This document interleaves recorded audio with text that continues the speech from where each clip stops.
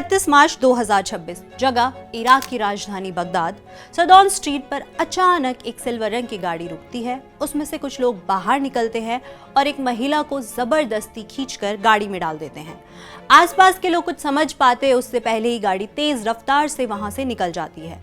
बाद में सामने आए सीसीटीवी फुटेज से खुलासा होता है कि ये महिला अमेरिकी पत्रकार शैली किटलसन है। सीसीटीवी वीडियो वायरल होने के बाद कई सवाल उठ रहे हैं। क्या ये एक टारगेटेड किडनैपिंग थी?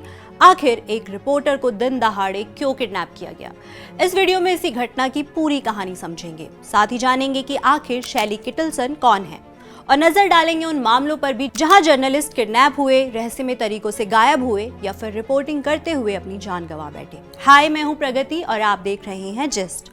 बीते महीने के आखिरी हफ्ते में इराक की राजधानी बगदाद में एक चौंकाने वाली घटना हुई। मंगलवार को दिन दहाड़े एक अमेरिकी पत्रकार का अपहरण कर लिया गया। सीसीटीवी की जांच के बाद पता चला कि किडनैप होने वाली महिला फ्रीलांस पत्रकार शैली किटलसन है, जो करीब 20 साल से मिडिल ईस्ट में रिपोर्टिंग कर रही थी। जैसे ही घटना की खबर मिली, इराकी सुरक्षा बलों ने तुरंत किडनैपर्स की तलाश शुरू कर दी। ये घटना बगदाद के एक भीड़-भाड़ वाले इलाके में हुई, जहां आमतौर पर काफी आवाजाही रहती है। सीसीटीवी वीडियो और चश्मदीदों के मुताबिक कुछ हथियारबंद लोग अचानक उस गाड़ी के पास पहुंचे जिसमें शैली किटलसन थी।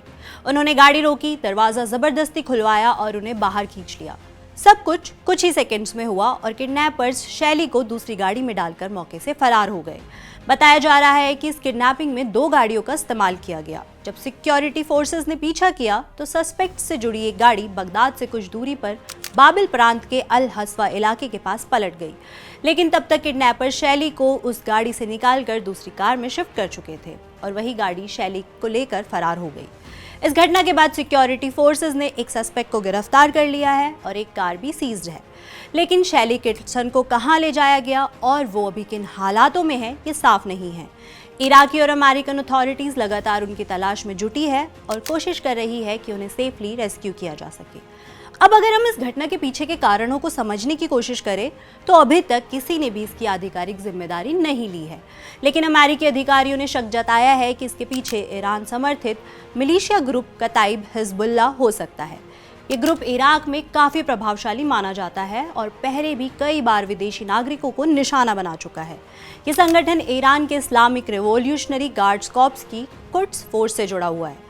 मीडिया रिपोर्ट्स के मुताबिक किडनैपिंग के बाद मिलिशिया ग्रुप ने इराकी सरकार से संपर्क किया और बातचीत की पेशकश की।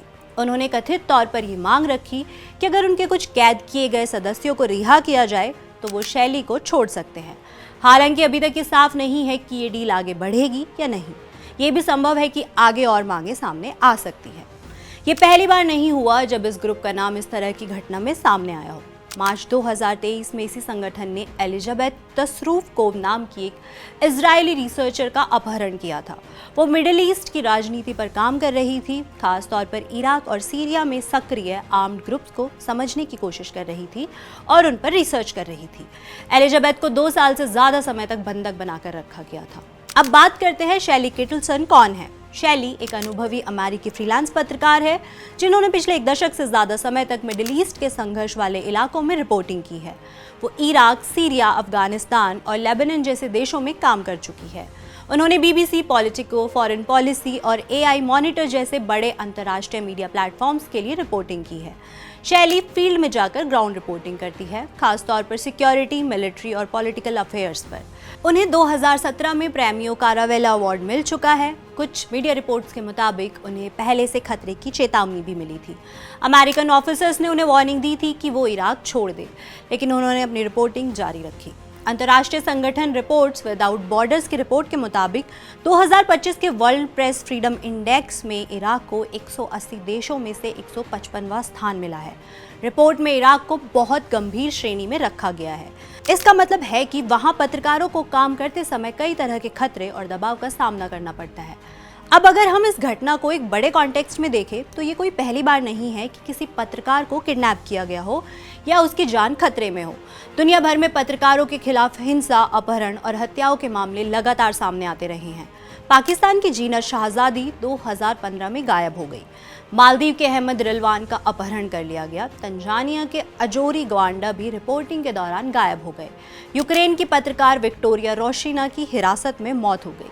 मैक्सिको जैसे देशों में ड्रग कार्टेल्स के कारण पत्रकारों के लिए बेहद खतरनाक हालात हैं। 2025 को पत्रकारों के लिए सबसे खतरनाक सालों में गिना गया, जिसमें दुनिया भर में 129 पत्रकारों की हत्या हुई। अमेरिकन जर्नलिस्ट ऑस्टिन टाइस का मामला आज भी दुनिया के सबसे चर्चित मामलों में से एक है। वो भी एक अमेरिकी पत्रकार थे जो 2012 में सीरिया में रिपोर्टिंग के दौरान लापता हो गए थे। आज तक उनके बारे में कोई जानकारी सामने नहीं आई है। जेम्स फॉली और स्टीवन सॉर्टलॉफ जैसे पत्रकारों के मामले भी बेहद दर्दनाक रहे हैं। दोनों को आईएसआईएस ने किडनैप किया और बाद में उनकी हत्या कर दी। डैनियल पॉल का मामला भी इसी तरह का है, जिन्हें 2002 में पाकिस्तान में किडनैप किया गया और बाद में उनकी हत्या कर दी गई। अमेरिकन जर्नलिस्ट जील कैरोल को 2006 में बगदाद से किडनैप किया गया, लेकिन कई हफ्तों बाद उन्हें रिहा कर दिया गया। मैरी कोल्विन 2012 में सीरिया में बमबारी के दौरान मारी गई। अल जजीरा की सीनियर जर्नलिस्ट शिरीन अबू अक्ले 2022 में वेस्ट बैंक में रिपोर्टिंग करते समय गोली लगने से मारी गई। अगर हाल के आंकड़ों को देखें तो 2025 में दुनिया भर में 120 से ज्यादा पत्रकारों की हत्या हुई। गाजा, यूक्रेन और सूडान जैसे युद्धग्रस्त इलाकों में ये खतरा सबसे ज्यादा देखा गया। अगर हम हाल का ही मामला देखें तो 2026 में भी लेबनान में एक एयर स्ट्राइक के दौरान कई पत्रकारों की मौत हुई।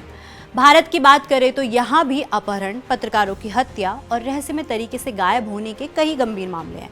भारत के डेटा और प्रेस फ्रीडम की स्थिति देखें तो रिपोर्टर्स विदाउट बॉर्डर्स की वर्ल्ड प्रेस फ्रीडम इंडेक्स में भारत की रैंकिंग 180 देशों में 151वीं है। अगर हम उन भारतीय पत्रकारों की बात करें जिन्होंने अंतर्राष्ट्रीय स्तर पर या युद्ध जैसे खतरनाक हालात में रिपोर्टिंग करते हुए अपनी जान गंवाई, तो सबसे पहले दानिश सिद्दीकी का नाम आता है, जो 2021 में अफगानिस्तान में तालिबान और अफगान सुरक्षा बलों के बीच संघर्ष को कवर करते समय मारे गए थे। उनकी मौत ने पूरी दुनिया में पत्रकारों की सुरक्षा को लेकर गंभीर सवाल खड़े किए थे। इसके अलावा भी कई भारतीय पत्रकार अंतर्राष्ट्रीय असाइनमेंट्स में जोखिम उठाते रहे हैं। हालांकि ऐसे मामलों की संख्या सीमित है। खतरा सिर्फ युद्ध के मैदान तक सीमित नहीं है, बल्कि भारत में भी जमीनी स्तर पर काम करने वाले पत्रकार लगातार जोखिम में रहते हैं।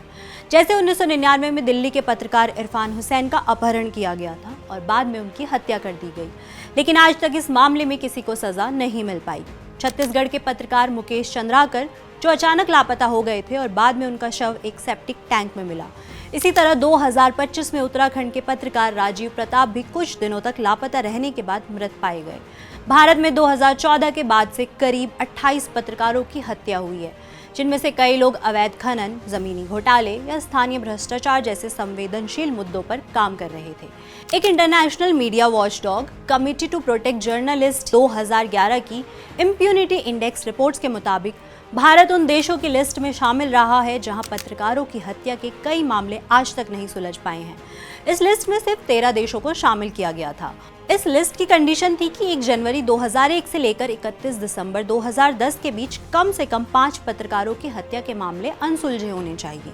भारत के अलावा Iraq, Somalia, Philippines, Sri Lanka, Colombia, Afghanistan, Nepal, Pakistan, रूस, मैक्सिको, बांग्लादेश और नाइजीरिया जैसे देश भी इस लिस्ट में हैं।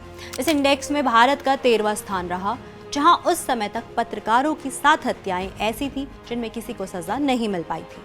अगर इसे जनसंख्या के हिसाब से देखें तो ये आंकड़ा प्रति 10 लाख लोगों पर लगभग 0.006 अनसुलझी पत्रकार हत्याओं के बराबर बैठता है।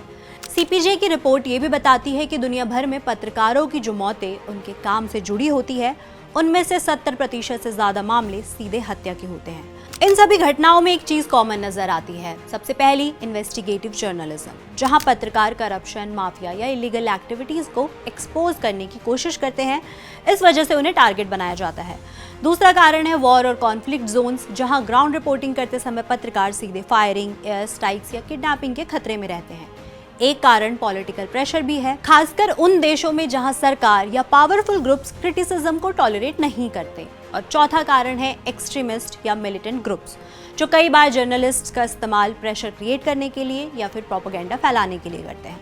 भारत में जहां स्थानीय स्तर पर भ्रष्टाचार और अपराध के खिलाफ लिखने वाले पत्रकार सबसे ज्यादा खतरे में है, वहीं दुनिया के और हिस्सों में युद्ध, राजनीतिक अस्थिरता और संगठित अपराध पत्रकारों के लिए सबसे बड़ी चुनौती बने हुए हैं।